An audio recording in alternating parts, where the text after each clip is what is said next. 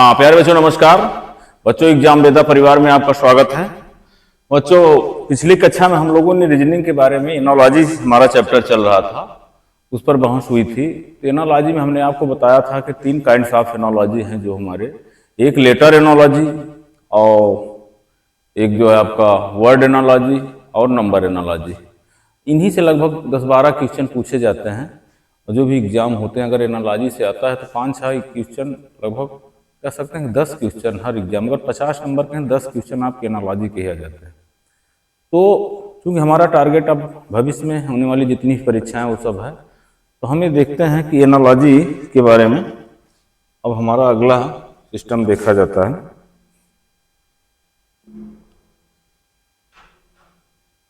देखो मैंने आपको बता दिया था बच्चों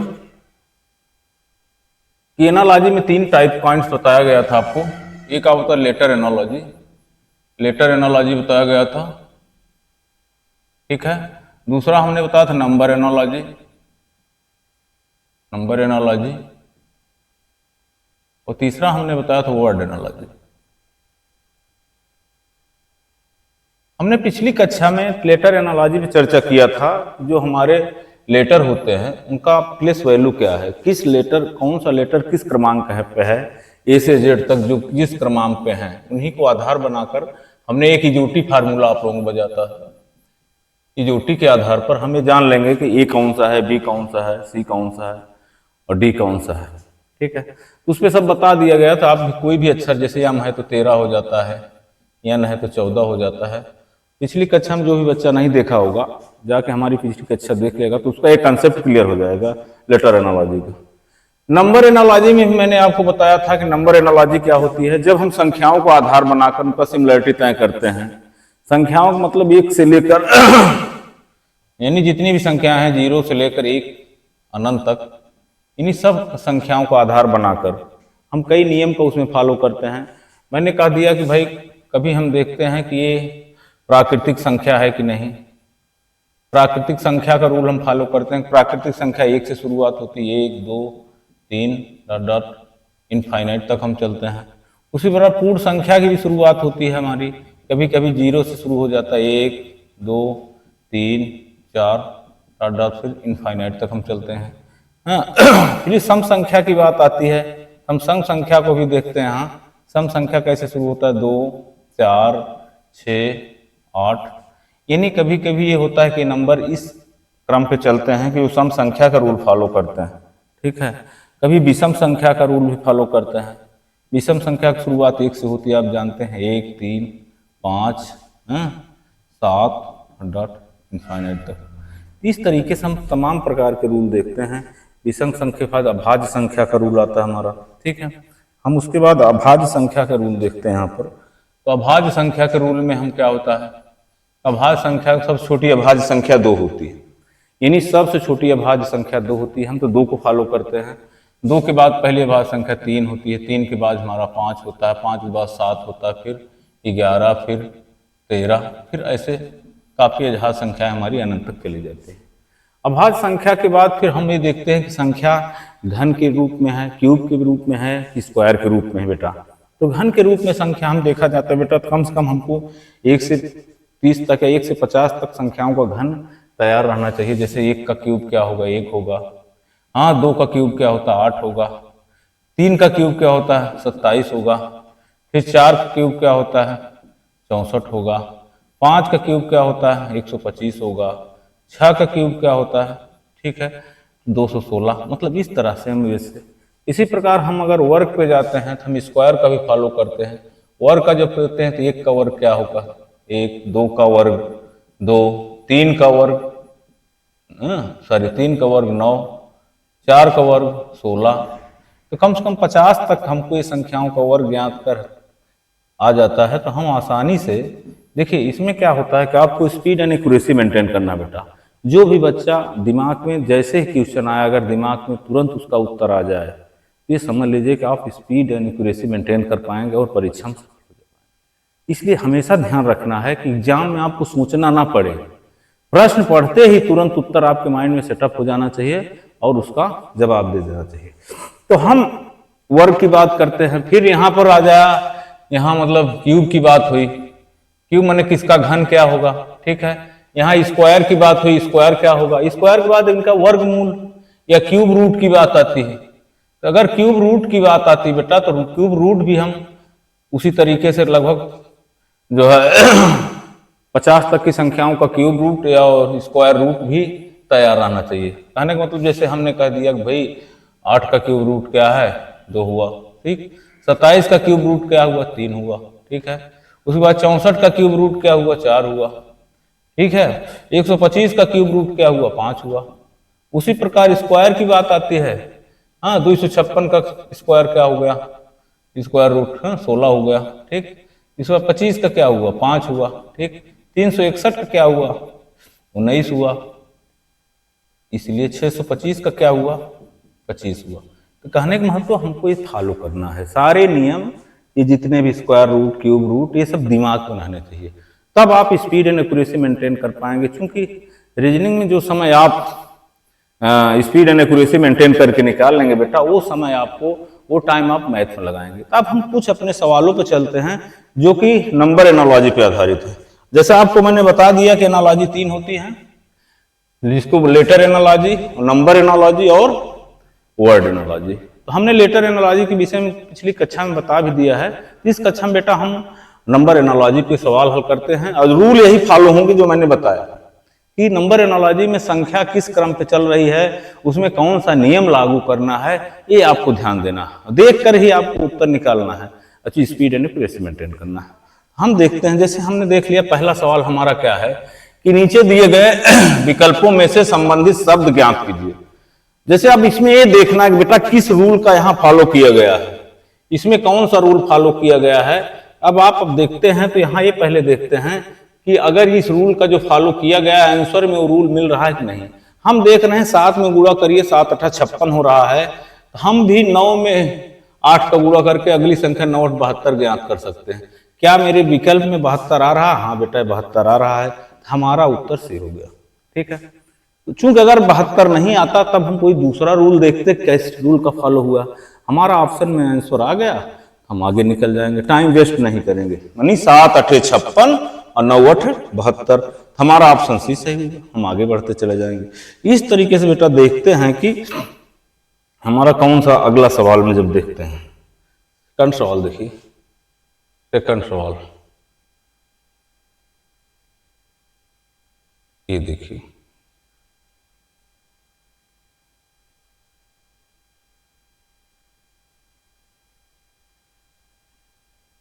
ठीक। अब देखिए सवाल, नीचे दिए गए विकल्पों में संबंधित शब्द ज्ञात कीजिए। ये वो नंबर एनालॉजी का मैटर है, यानी नंबर क्या फॉलो किया गया, किस रूल का इसमें फॉलो किया गया। पहले हम चेक करते हैं भाई 7 के बाद 24 आ रहा है तो कौन सा नियम फॉलो हुआ होगा। तो अगर हम नियम लगाते हैं तो जो हमारा नियम लग रहा है, हम तो कह रहे हैं कि 7 में 3 का गुणा कर दो, 7 त्रिक 21 में 3 जोड़ दो तो 24 आ जाएगा। अब आप देखते हैं कि ऑप्शन में कोई इस नियम का फॉलो हुआ है, जो मैं नियम अप्लाई कर रहा हूं वो नियम फॉलो हुआ है कि नहीं। अब अगर हम इसमें देखते हैं तो 23 में 3 का गुणा करते हैं, 30 में 3 का 30 तिहाई 90 और 90 10 100 नहीं, क्योंकि जिस संख्या से गुणा किया गया है वही संख्या को जोड़ा भी गया है। अब इसमें देखते हैं 23 में अगर 3 का गुणा किया तो 69 आया, 69 में 3 जोड़ दिया गया तो 72 आया। हमको ये कंफर्म हो गया कि इस रूल का फॉलो कहाँ किया गया है, ऑप्शन बी में किया गया है, ठीक है। अगर 19 त्रिक 57 यहाँ करते हैं तो 57 में 1 58 जोड़ा गया है। यहाँ 11 तियां 43 करते हैं, 11 तियां 33 करते हैं तो 33 में यहाँ 10 जोड़ा गया है। इसमें जो दिया गया बेटा इस नियम का फॉलो केवल ऑप्शन बी में हुआ है, ठीक है। अगर कंफर्म ना हुआ तो एक बार मैं और बता दूं, कहने का मतलब इस संख्या में 3 का गुणा करके जिस संख्या का गुणा किया गया है 7 त्रिक 21 वही संख्या जोड़ दी गई, 24 आया है। ये रूल हम देखते हैं किस ऑप्शन में, इस ऑप्शन में देखते हैं कि जिस संख्या से गुणा करें 30 तिहाई 90, 90 में 3 जोड़े 93, ये रूल नहीं फॉलो हुआ इसमें। इसमें देखते हैं 23 है, 23 में 3 का गुणा किया गया बेटा, 23 तिहाई 69, 69 में 3 जोड़ दिया गया तो 72 आ रहा है, तो यही नियम फॉलो हुआ है। हम ऑप्शन बी को टिक करते हुए आगे बढ़ जाएंगे, ठीक। हमको फालतू टाइम वेस्ट नहीं करना है, हमको आगे निकल जाना है, ठीक है। इस तरीके से हम नेक्स्ट क्वेश्चन पे चलते हैं बेटा।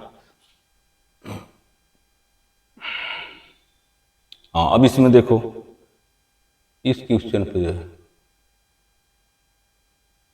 अब देखिए नीचे देखिए विकल्पों में संबंधित शब्द ज्ञात कीजिए। अब देखिए इसमें क्या, किस नियम का फॉलो किया गया है। ठीक है, इसमें किस नियम का फॉलो किया ये देखते हैं। 7 में किस नियम का फॉलो किया गया है। अब आप अगर इसमें देखिए तो 7 में क्या नियम फॉलो किया गया हम देखते हैं। ठीक, 7 में क्या जोड़ा गया कि 21 आ जाए, 61 आ गया। 7 में अगर जोड़ते हैं तो 7 में अगर ये रूल हम देखते हैं किस नियम का फॉलो किया गया है। 7 8 56, 7 8 56, 7 9 63। यहां क्या किया गया, 7 9 63, 63 में 2 घटा दिया गया, यानी 7 में 9 का गुणा कर दिया गया है, 2 घटा दिया गया है। 7 में 9 गुणा करके 2 घटाया गया है, तो इसमें भी 9 में 9 का गुणा करके 2 घटाना है। 9 9 81, 81 में 2 घटाएंगे 79, 79 मेरा ऑप्शन सही हो जाएगा। कहने का मतलब हमारे प्रश्न में क्या करना है कि 7 में 9 का गुणा किया, 2 घटाया गया। उसी प्रकार आगे वाली नेक्स्ट सीरीज में भी 9 में 9 का गुणा करेंगे बेटा, फिर 2 घटा देंगे, 81 में 2 गया 79, यानी हमारा ऑप्शन 7 9 होना। मान गए ना। बस इसी तरीके से हम नेक्स्ट सवाल पे चलेंगे। मतलब हमारे दिमाग में तुरंत आ जाना चाहिए कि किस नियम का फॉलो हुआ है। ये कब आएगा, जब बेटा बार बार प्रैक्टिस करोगे, क्योंकि practice makes man perfect. Without practice you can not get this kinds of power, you should maintain this. तो आपको प्रैक्टिस मेंटेन करने के लिए बार बार एनालॉजी के प्रश्नों को हल करना है। जहां भी प्रश्न मिले बार बार हल करिए, बार बार रिवीजन करिए, तभी दिमाग बैठेगा। पता चला कि आप महीने में 1 बार उसको देख रहे हैं, हफ्ते में 1 बार देख रहे हैं, आपको कम दिन में 2-4 बार देखते रहिए, देखते देखते सारे दिमाग में आ जाएगा कि किस नियम का कहाँ फॉलो किया गया है। अब बेटा हम इस तरीके से नेक्स्ट पे चलते हैं। जब नेक्स्ट पे चलते हैं बेटा हम देखते हैं कि कहाँ किस यहाँ क्या हो रहा है। ठीक है, यहाँ क्या किया जा रहा है। अब देखिए यहाँ क्या किया जा रहा है। यहाँ ये देखते हैं कि ये 21 से हमको 3 प्राप्त हो रहा है, तो 21 में किस नियम का फॉलो किया गया कि 3 प्राप्त हो रहा है। आप देख रहे हैं तो 21 में अगर 3 का भाग 7 का भाग दे दें, 7 का भाग दें तो यहाँ 3 मिल जाएगा बेटा।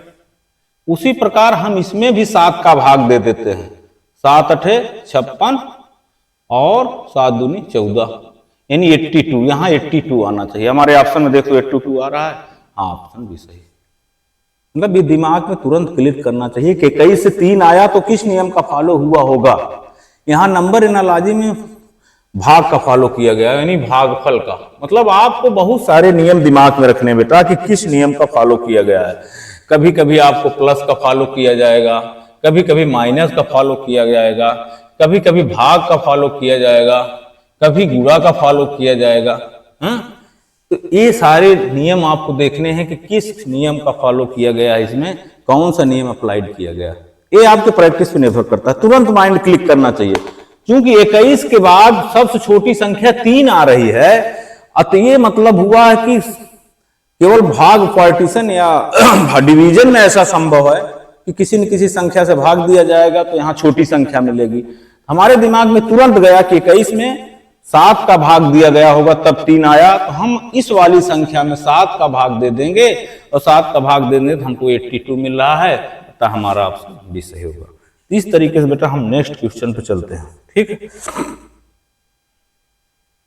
अब देखिए नेक्स्ट क्वेश्चन हमारा कौन सा। देखिए डायरेक्शन क्या है, find out the related word from the given alternative. नीचे दिए गए विकल्पों में से संबंधित शब्द ज्ञात कीजिए। अब इसमें देखते हैं किस नियम का फॉलो किया गया है। देखिए उसी तरह इसमें भी नियम का फॉलो किया गया है। मैंने कहा भाग का नियम इसमें फॉलो किया गया है। कैसे, 12 में किसका भाग दिया गया है कि 7 आ गया। 12 में 2 का भाग दिया गया है और 1 जोड़ दिया गया है। 2 छंग 12, 6 + 1 7। ठीक है, इसी प्रकार इसमें भी देख लीजिए, 2 का भाग 2 2 8 16, 8 + 1 9। तो यहाँ रूल आपका भी नहीं होगा, यानी यहाँ भाग तक ही नहीं है, भाग और जोड़ दोनों का फॉलो किया गया है। यहाँ डिवीजन और एडिशन दोनों नियम लागू हुए हैं कि संख्या में पहले क्या किया, 2 का भाग देते हैं, फिर 1 जोड़ देते हैं, 7 मिल गया, इस संख्या में भी वही फॉलो करना हमको कि पहले हमने 2 का भाग दिया, 2 का भाग देने फिर जो आया उसमें 1 जोड़ दिया 9। इस तरीके से हमारा ऑप्शन बी सही हो गया। इस तरीके से बेटा हम आगे चले जाएंगे और हम आसानी से सवाल हल करते हुए ये परफेक्शन में आ जाएंगे कि हम क्या कर रहे हैं। अब देखिए next question, direction find out the related word from the given alternative. नीचे दिए गए विकल्पों में से संबंधित शब्द ज्ञात कीजिए। अब देखना बेटा यहाँ किस नियम का फॉलो किया गया है, ये हम यहाँ पर देखते हैं। 51 से यहाँ 15 हो रहा है, ठीक है। अब 51 से 15 हो रहा है तो कुछ न कुछ नियम का तो यहाँ फॉलो किया गया होगा। अब एक बात हम देखते हैं कि 51 में वही, क्योंकि मैंने कहा कि अगर संख्या बड़ी से अचानक छोटी हो रही है तो तुरंत दिमाग में आपके जाना चाहिए कि यहाँ भाग का फॉलो किया गया होगा। अब भाग का रूल फॉलो किया गया तो क्या उसमें एडिशन या सब्ट्रैक्शन भी फॉलो किया गया है कि नहीं, ये ध्यान देना बेटा।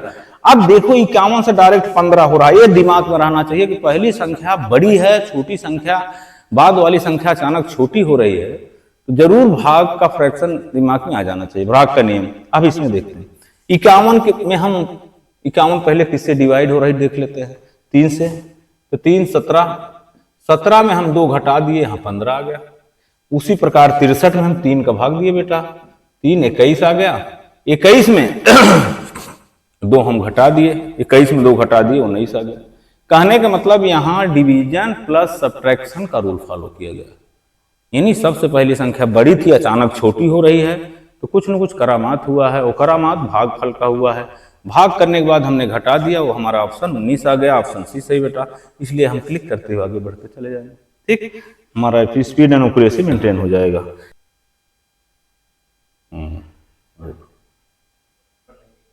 और अच्छा हाँ वो भी है ना, ठीक। अब इसमें देखते हैं, नीचे देखिए विकल्पों में संबंधित शब्द ज्ञात कीजिए। देखिए इसमें क्या किया गया है, आप देख रहे हैं कि यहाँ सबसे बड़ी संख्या अचानक छोटी में चेंज हो रही है। इसका मतलब क्या हुआ कि इसमें कुछ न कुछ या तो उस संख्या में संख्याओं को आपस में जोड़ दिया गया है, उनके प्लस वैल्यू को जोड़ दिया है। तो 7 6 13 1 14 हो जा रहा है, मतलब 1 धन 6 धन 7, मतलब 7 6 13 1 14। हम अपनी इस संख्या को भी जोड़ देते हैं, 4 3 7 1 8। हमारा ऑप्शन बी सही होगा। यानी ये भी देखना है कि नंबर एनालॉजी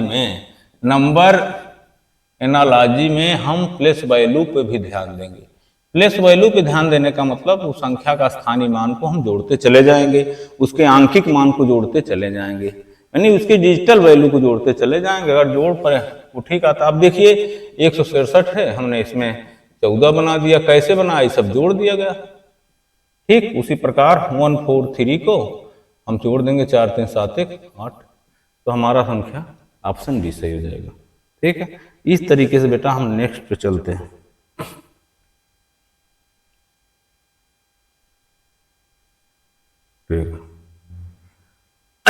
अब देखिए, हाँ तो इसमें देखते हैं बेटा कि नीचे दिए गए find out the related word from the given alternative. इसमें किस तरीके से संख्या का फॉलो किया गया है हम देखते हैं नंबर एनालॉजी का। इसमें बेटा प्राइम नंबर का फॉलो किया गया है। प्राइम नंबर का मतलब होता है कि ये संख्या 7 के बाद कौन सी प्राइम नंबर आएगी। 7 के बाद देखिए 7 8 9, 7 के बाद देखा जाए तब भाज्य संख्या क्या आएगी, 7 के बाद 11 आएगी, फिर 13 आएगा। फिर उसी प्रकार 31 के बाद जस्ट प्राइम नंबर क्या आएगी, 31 के बाद 37 ही प्राइम नंबर आएगी। तो मतलब इसमें यही नियम फॉलो किया गया है कि उस संख्या के बाद जो प्राइम नंबर आएगा वही तुरंत लिख दिया गया है, ठीक है।